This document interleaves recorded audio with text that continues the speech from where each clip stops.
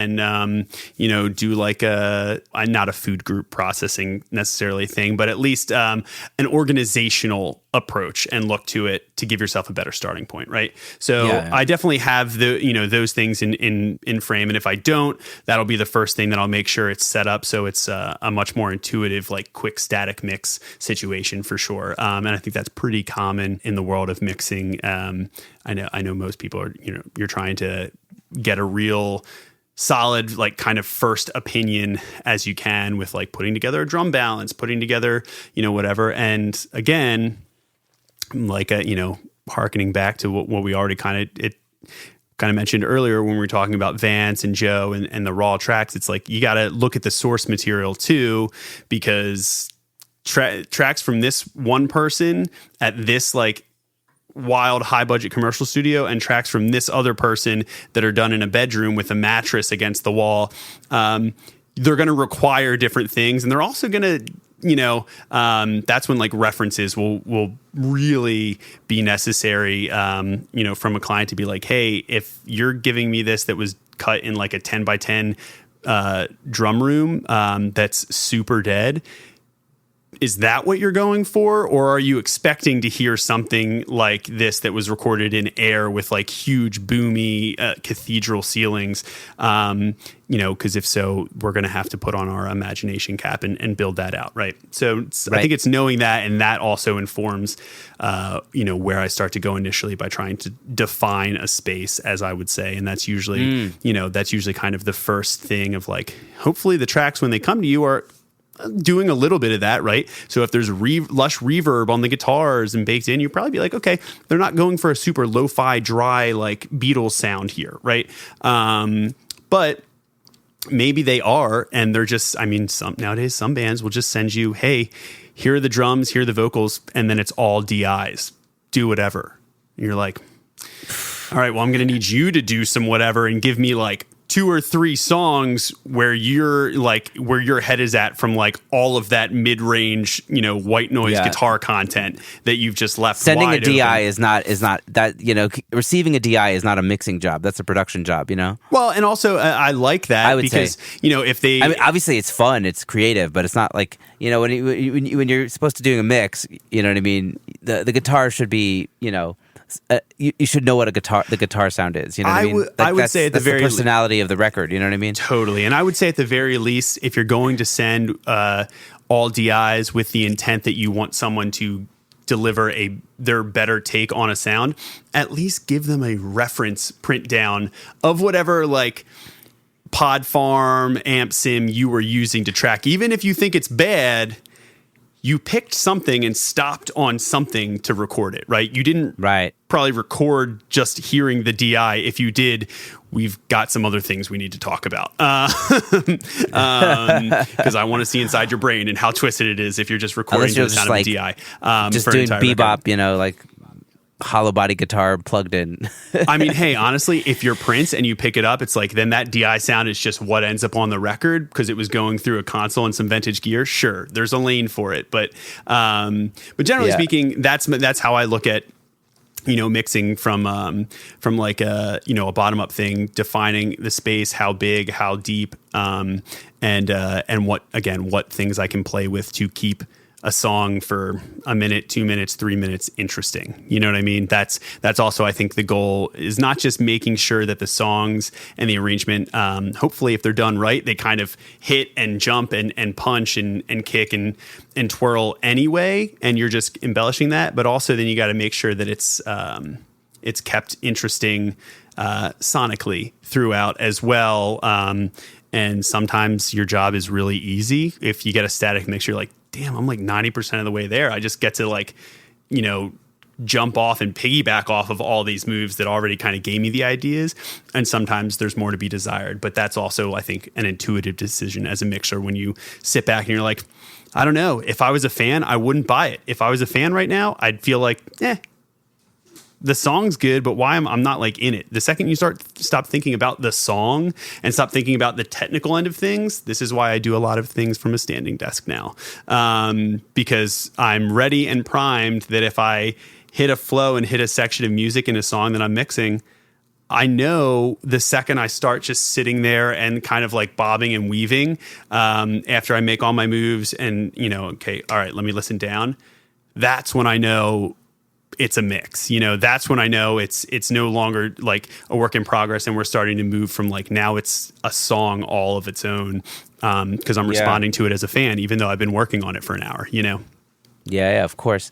Love it. I think what you're touching upon here at the end here is the emotional impact of the mix. You know what I mean? Like, because it's one thing to get things like the kick drum to sound right and work nicely with the bass, but it's another thing to feel the totality of the song and have a, give you goosebumps and give you an emotional response, whatever that is. Do you have, like, I don't know, what are you thinking about? Let's say if a mix isn't quite giving you an emotional response, but you want it to get an emotional response. Like what's something that's going through your brain, or maybe something you would do, or maybe like just thinking back an example of a time that happened? Yeah. Well, normally I'm thinking a lot of it being, if you have a somewhat common song structure, right? Say it's like a verse, pre-chorus, chorus type thing. And the part and the song design is overall, I'm like, it's convincing. Lyrics are great. Performances are good, right? Man, I just like, I'm not like, I want to be wowed, wow me. And a lot of that times it comes down to the first thing that enters my head is juxtaposition and where are all of my opportunities to exploit those juxtapositions within a song, whether that's the frequency balance, right? So it's just like maybe, man, the vocal's just not there. I don't understand. I don't feel connected to it. Maybe it's because the guitars are fighting that like high airy end, and you just got to bring the top end of the guitars down a little bit so that your vocal feels like it's shining and all of a sudden kind of has the spotlight more up there. You mentioned obviously the age-old kick drum and bass relationship. Sure. Of which one of my favorites. One of our favorites. Not a tumultuous one sometimes.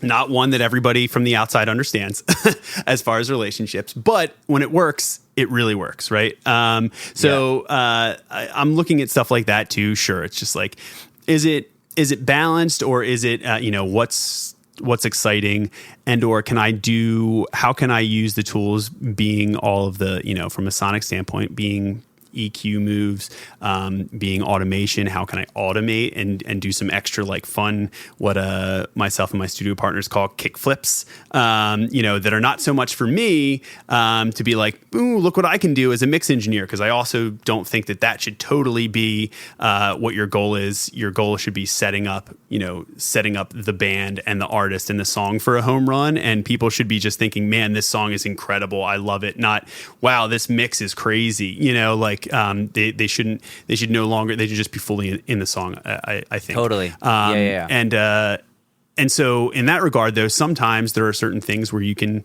pull tension and pull release. If it's like, hey, I'm going to have this low pass or this high pass filter, I'm going to have it slide and give this little extra bit of movement to this section, that keeps it a little interesting because everything else was kind of very static and in its lane for a long time. How can I change that? How can I make it evolve more?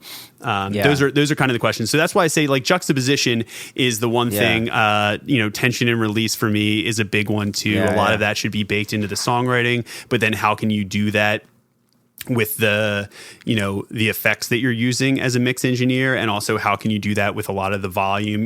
Can you ride faders and do things and write really human and organic emotive automation moments too that kind of bring out what you would naturally hear live, because a lot of times things are pretty squeezed and squashed to fit into place, right? So then you almost have to go back around and inject some of that, what would intuitively be energy in a vocal, energy in a drum performance, to just carry it home.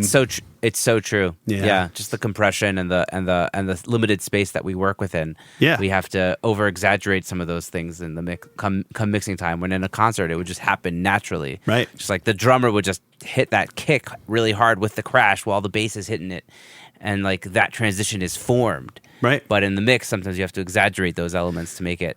Well, and also, feel like that, I mean, outside of like a live show standpoint, it's like you have a lot more to work with. You have flashing lights, you have smoke, you have an entire crowd, like we mentioned at the top of this episode. You have subs where you're not just hearing the kick drum, you're not hearing the top of that kick drum and the click in the air, you're feeling it. So it's physically actually moving you. So you already have those legs up. So you kind of got to go outside of a lot of those tools sometimes to understand that, like, hey, this needs to like feel really, really driving and needs to have that momentum and that kind of energy and cathartic release, even if someone's listening to it in earbuds, right? And so, which is where some of your guests, like mastering engineers and really good mix guys, that it's like, how do you make it translate emotionally across all those things, even if you don't have anything below, 50 hertz, on whatever system you're listening to, right? So,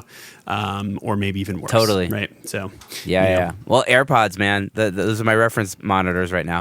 Right. Because that's how people listen to music. That's right. But yeah, what I'm hearing is like a lot of modern productions and stuff are just very stagnant, and they're just kind of, very two-dimensional, and you kind of have to, whether it's through movement or, contrast, you're just making things gripping the listener with twists and turns and making it not stagnant anymore. Yeah, totally. And don't be afraid to be heavy-handed at times too. I think early on that, this would be a point where I was like, oh, it's all about such subtle like micro movements and whatever. And then you watch some of the old school guys and gals and you're like, man, they're not afraid to really just dime that knob on an SSL to like, plus 15 dB. It's like, how does that work? And then you realize it's like, oh, well, it works because the way it's carved out and shaped and what's, hitting it to stop it from, extending too far and all those things. Yeah. So sometimes it's like, that's how they're actually doing it because they're getting so aggressive with it. And then they're learning where that new threshold is instead of just perpetually like, well, I'm just going to add a little bit more here. It's like, that's also the sign of like a true. It's like, I know that I need to add 10 more dB there without even thinking about it. Whereas it might take somebody else like inching up there across a couple mixes, across a couple months, years, whatever, on recalls and stuff. So, I'm by no means getting it right the first time either, but it's everything kind of shifts into place. Well, I had a guest on my show named Jesse Ray Ernster, who's a super interesting guy and really good mixer.